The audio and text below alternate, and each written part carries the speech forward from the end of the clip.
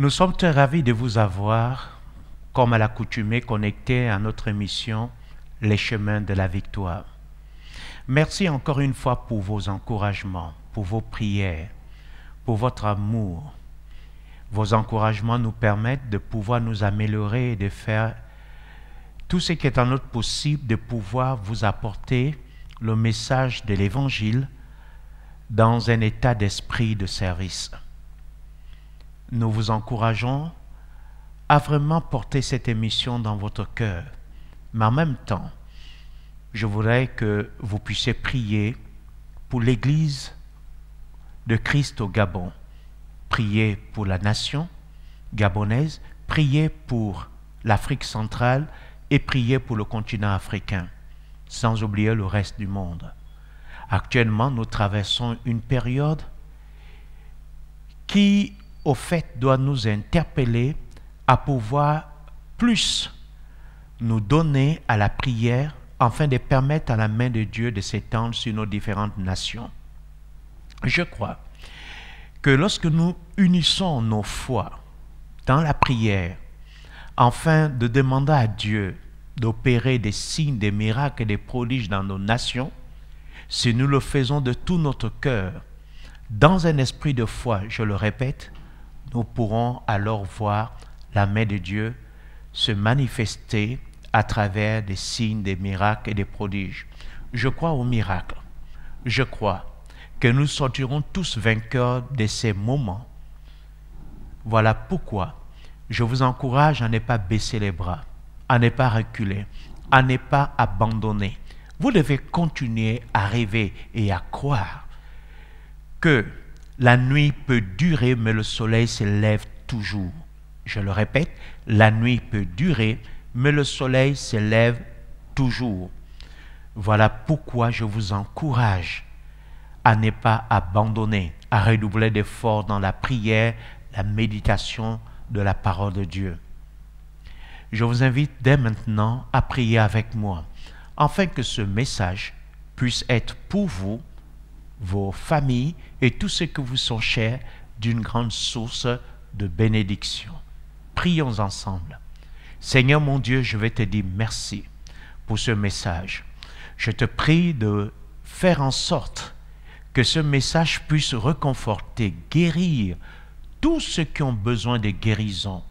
Que ce message puisse communiquer la foi et une grâce excellente à tous ceux qui ont besoin de percer dans un domaine précis de leur vie. Je te remercie pour tout ce que tu ne cesses de faire. C'est au nom de Jésus que je vais de prier et depuis chez vous, vous dites Amen. Le sujet que nous abordons actuellement est le suivant. L'onction de la sagesse, une nécessité pour le XXIe siècle. L'onction de la sagesse, une nécessité pour le XXIe siècle. Et nous sommes à l'enseignement numéro 5. L'enseignement numéro 5 nous permettra de mieux approfondir notre sujet sur la sagesse, le leadership et le pouvoir. Voilà pourquoi je vous invite dès à présent à ouvrir vos Bibles et nous allons lire ce merveilleux texte de 2 Chroniques, le chapitre 1, le verset 10. 2 Chroniques, le chapitre 1, le verset 10. C'est la prière du roi Salomon lorsque l'onction lui a été conférée de la part de Dieu. Il dit ceci. Accorde-moi donc de la sagesse et de l'intelligence, afin que je sache me conduire à la tête de ce peuple. Car qui pourra juger ton peuple, ce peuple si grand? Je reprends. Accorde-moi donc de la sagesse et de l'intelligence, afin que je sache me conduire à la tête de ce peuple. Car qui pourrait juger ton peuple, ce peuple si grand? Accorde-moi donc de la sagesse et de l'intelligence. Voici les 2 choses que Salomon demande dans son leadership. Il demande à Dieu de lui accorder la sagesse et l'intelligence. Il dit, il en a besoin afin de pouvoir diriger le peuple. Mais il donne une précision très importante, comme je l'ai dit à l'introduction. J'aimerais insister sur certains points que nous avons vus lors de l'enseignement numéro 4. Salomon dit, « Afin que je sache me conduire à la tête de ce peuple. » Le texte se réaffiche sur votre écran. « Afin que je sache me conduire à la tête de ce peuple. » Les deux choses que Salomon demande, c'est la sagesse et l'intelligence. Dans ce texte, Salomon parle de conduite. Salomon parle de témoignage. Salomon avait compris que la tête a la capacité d'influencer l'ensemble du corps. Ou si vous voulez, il avait compris que sa conduite aura forcément un impact sur le peuple. J'aimerais que nous comprenions ceci. Tout va de la tête et ensuite, tout ce qui vient de la tête affecte l'ensemble du corps. Alors Salomon avait compris qu'il était la clé de la réussite ou la clé de l'échec du peuple. Il savait que le peuple devait s'inspirer de lui. Sa moralité, sa manière de faire les choses, sa manière de se tenir et de conduire les choses. Salomon avait compris que cela aura forcément un impact sur le peuple. Il avait compris que sa vie aura forcément une influence sur la moralité du peuple, sur les mœurs. Voilà pourquoi il ne demande pas à Dieu la sagesse pour pouvoir conduire le peuple, mais il demande à Dieu la sagesse et l'intelligence afin qu'il sache comment se conduire. Comment se conduire à la tête du peuple. Je crois que si, en tant que serviteurs de Dieu, nous comprenons cela, nous aurons des églises fortes, nous aurons des ministères forts, nous aurons des familles fortes. Tout commence par la tête. Et ensuite, tout ce que la tête fait, on ressentira des effets sur l'ensemble du peuple. Tout ce qu'un père fait, ça dépendra forcément sur ses enfants. C'est un principe. La Bible ne dit-elle pas ce qu'un homme sème, il le récolte? Salomon avait compris que le leadership ne consistait pas d'avoir une position, mais il avait compris que le leadership rime avec le témoignage. Le leadership rime avec la bonne conduite. Le leadership rime avec le fait d'être un modèle. D'où, dans sa prière, Salomon a pris toute la mesure d'une telle responsabilité et il a dit à Dieu, donne-moi la sagesse et l'intelligence afin que je sache me conduire à la tête de ce peuple. J'aimerais que vous notez ceci.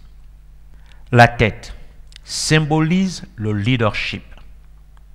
La tête est également une image de la locomotive qui tire l'ensemble des wagons et les amène à destination de la gare désirée. La tête est la force et le commencement de toute chose. Tout est amorcé par la tête. La tête est la force et le commencement de toute chose. Je le répète, tout est amorcé à partir d'elle. Parlant de l'Église, l'apôtre Paul déclare ce qui suit dans Colossiens le chapitre 1, le verset 18. Il est question ici de Christ.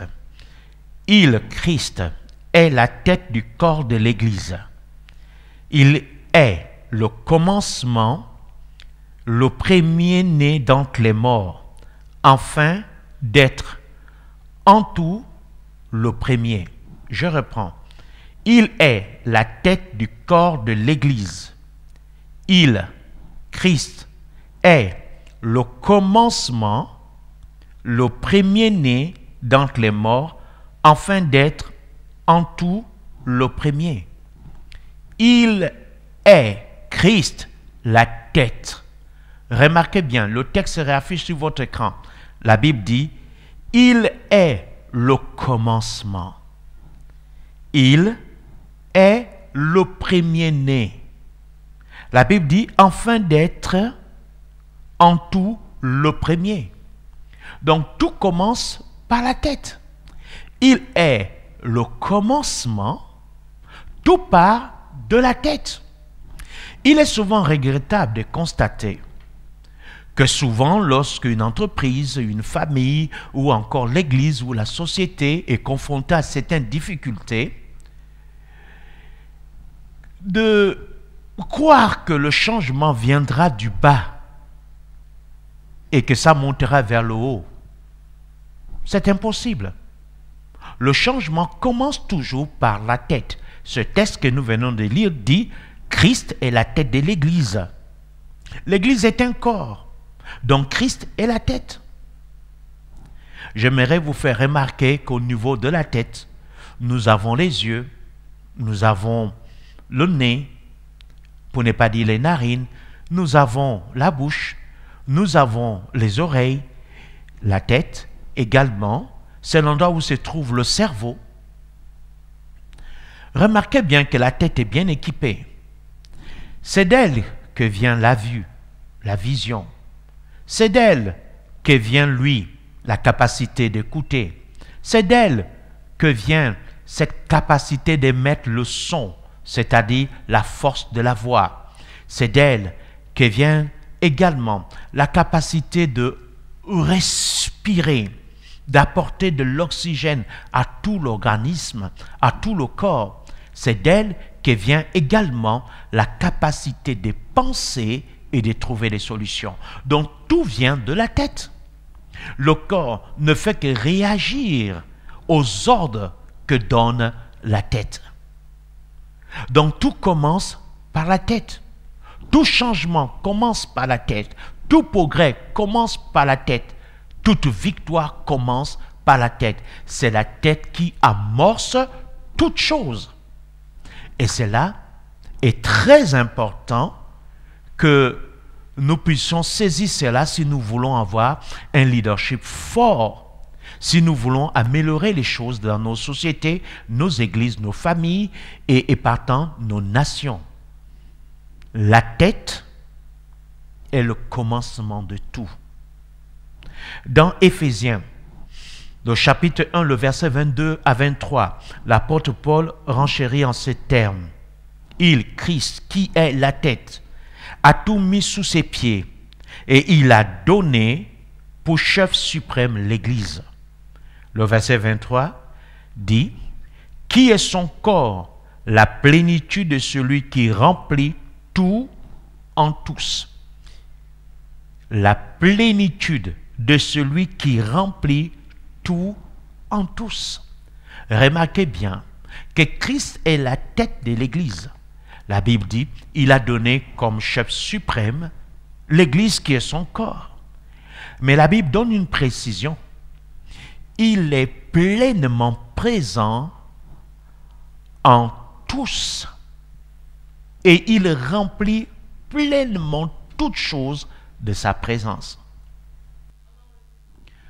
L'onction de la sagesse, le pouvoir et le leadership.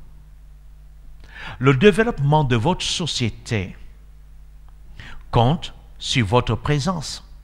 On doit sentir votre implication dans tout ce qui s'est fait. Un bon pasteur doit comprendre ceci. L'Église ne peut pas prospérer s'il est absent, s'il n'est pas présent, s'il ne se donne pas. La première personne qui doit se sacrifier pour que l'Église puisse se développer et atteindre les objectifs de Dieu, ou encore les objectifs que Dieu l'a assignés, la première personne qui doit s'impliquer pleinement, c'est le leader, c'est la tête. Si la tête ne comprend pas, là où Dieu veut amener les choses, ce n'est pas le corps qui le comprendra. Si la tête ne saisit pas la vision, le corps également ne pourra saisir la vision. Chaque membre du corps vit au rythme de la tête. C'est la tête qui envoie au corps l'information nécessaire pour permettre à tout le corps de pouvoir se développer. Tout part de la tête et ensuite on ressent les effets sur l'ensemble du corps.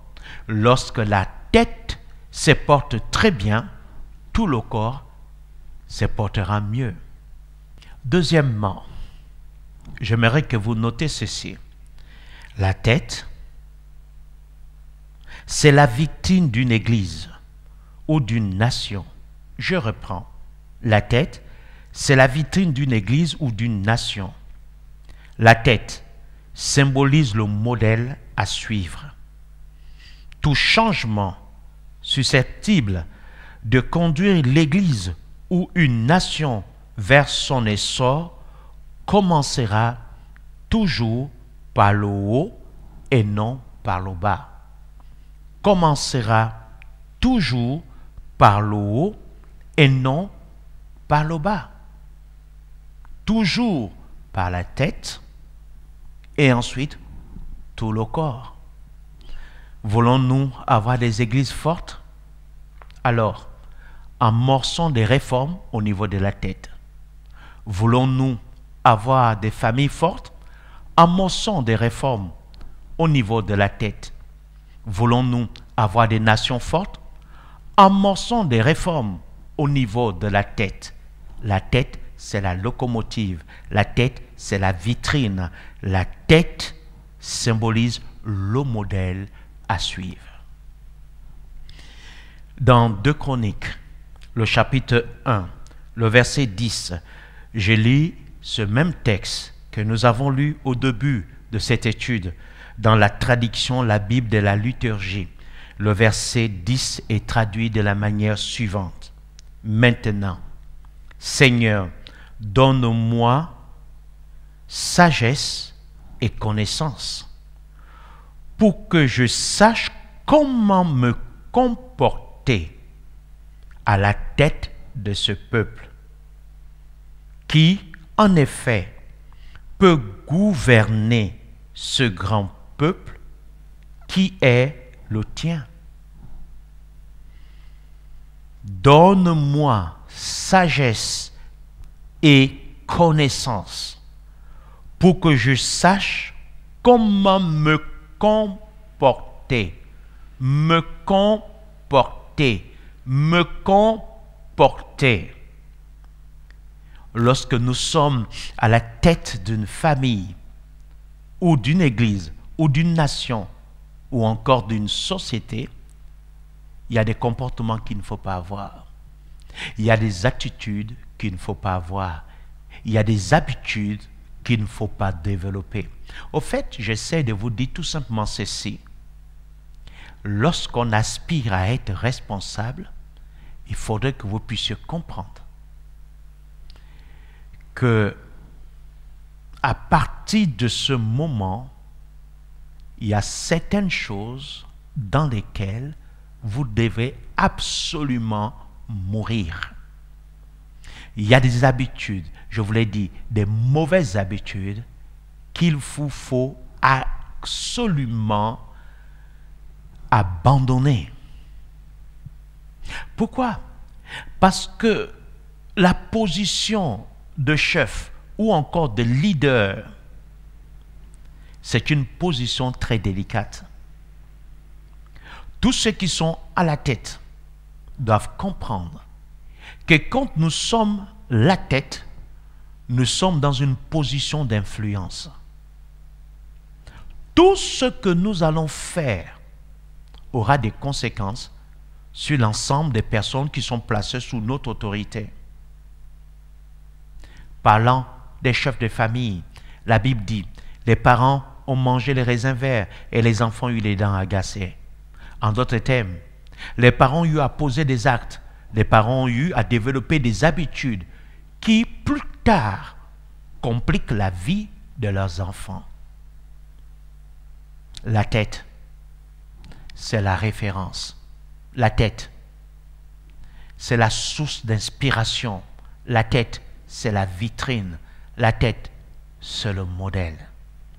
Voilà pourquoi l'apôtre Paul dit, si quelqu'un aspire à la charge d'évêque, il dit, premièrement, il faudrait que l'évêque soit marié d'une seule femme. Il ne faut pas qu'il soit donné au vin. Il ne faut pas qu'il soit un nouveau converti. De peur que d'enfler d'orgueil, il ne tombe dans les pièges du diable. Mais il donne une autre précision. Il faudrait également qu'il reçoive un bon témoignage de ceux du dehors. Le témoignage est primordial. Pourquoi? Parce que le principe du leadership veut que c'est celui qui dirige, qui influence le reste. Voilà pourquoi Dieu dit, quand quelqu'un aspire à une charge, on doit tenir compte de son témoignage. Parce que si le témoignage n'est pas bon, son comportement, sa conduite va influencer le reste, va influencer tous ceux qui sont sous son autorité. Voilà pourquoi, dans certaines nations, avant d'occuper un poste de responsabilité, on mène une enquête de moralité. Qu'est-ce que je viens de dire? On mène une enquête de moralité. Qu'est-ce que ça veut dire, la moralité? La moralité veut tout simplement dire ceci. On essaye de voir, ou encore, on veut connaître sa conduite. On veut connaître ce qu'il affectionne. On veut savoir si il a une très bonne conduite au risque de compromettre sa position et partant les projets que ce gouvernement a à cœur de pouvoir matérialiser pour le développement de la nation et le bien-être des peuples. Voilà pourquoi l'enquête de moralité s'impose avant de pouvoir établir quelqu'un. Dieu lui-même établit le même principe dans l'Église. Il établit le même principe. Il faudrait d'abord qu'on reçoive un bon témoignage de lui. Je suis convaincu que si on prenait le temps de demander aux voisins leur opinion sur la personne qui est près d'être ordonnée, il y aura moins d'ordination. Parce que la Bible dit, il faudrait qu'ils reçoivent un bon témoignage de ceux du dehors. Ceux du dehors, c'est ceux qui ne sont pas à l'église. Ceux du dehors, ce sont les voisins. Ce sont les amis. Qu'est-ce qu'ils pensent de lui? Avant de l'établir, avant de lui confier des tâches sacrées, avant de l'introduire dans le ministère, la Bible dit qu'on les examine d'abord. Le bon témoignage. Et Salomon parle de comportement. Il y a des personnes qui souvent sont disqualifiées dans le ministère, pas parce que l'onction les fait défaut. J'ai l'habitude de dire, l'onction, lorsque ça tombe sur vos épaules, vous amène très haut. Mais la chose qui vous ramènera au rez-de-chaussée, c'est votre caractère, vos habitudes. Le ministère, c'est un monde d'éthique. Le ministère, c'est un monde d'éthique. Il y a de l'éthique ministérielle. Ne deviens pas pasteur qui veut. Ne deviens pas dirigeant qui veut. J'aimerais que vous puissiez comprendre que le monde du leadership, c'est un monde d'inspiration et d'influence. Votre conduite, soit elle inspire les gens, soit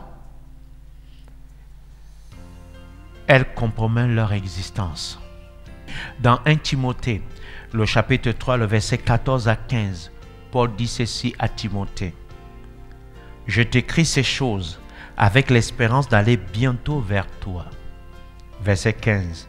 « Mais, afin que tu saches, si je tarde, comment il faut se conduire dans la maison de Dieu, qui est l'église du Dieu vivant, la colonne et l'appui de la vérité. » Paul dit, « Mais, afin que tu saches, si je tarde de venir vers toi, comment il faut se conduire dans la maison de Dieu. »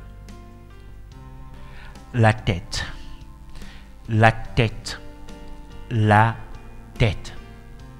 C'est la clé. Voilà pourquoi je prie et je supplie le Seigneur pour qu'au sein de nos différentes églises et au sein de nos nations, que Dieu puisse élever des hommes dignes dans les différents postes de responsabilité de nos nations et de nos églises. La tête, c'est ce qu'il nous faut. Des hommes forts, c'est ce qu'il nous faut. Des hommes de dignité, des hommes d'honneur, des hommes de vision, des hommes conquérants, des hommes qui ont le sens de la parole de l'honneur. Lorsque nous aurons de tels hommes, alors rêver sera chose permise. Je crois que lorsque nous avons des hommes de valeur, des hommes de caractère, des hommes qui ont le sens de la parole d'honneur, nous pouvons rêver et voir nos rêves s'accomplir. Car je crois que là où il y a une grande vision, il faut également à la tête d'une grande vision des hommes qui ont le sens du devoir, des hommes qui ont le sens de la responsabilité et le sens du sacrifice. La tête, c'est l'espoir. La tête, c'est la fierté d'une église. La tête, c'est la force, c'est la dignité d'une famille. Et quand j'insiste sur la tête, je fais allusion à la qualité des hommes qui peuvent nous permettre de pouvoir tous ensemble concrétiser les rêves que Dieu a déposés dans nos cœurs.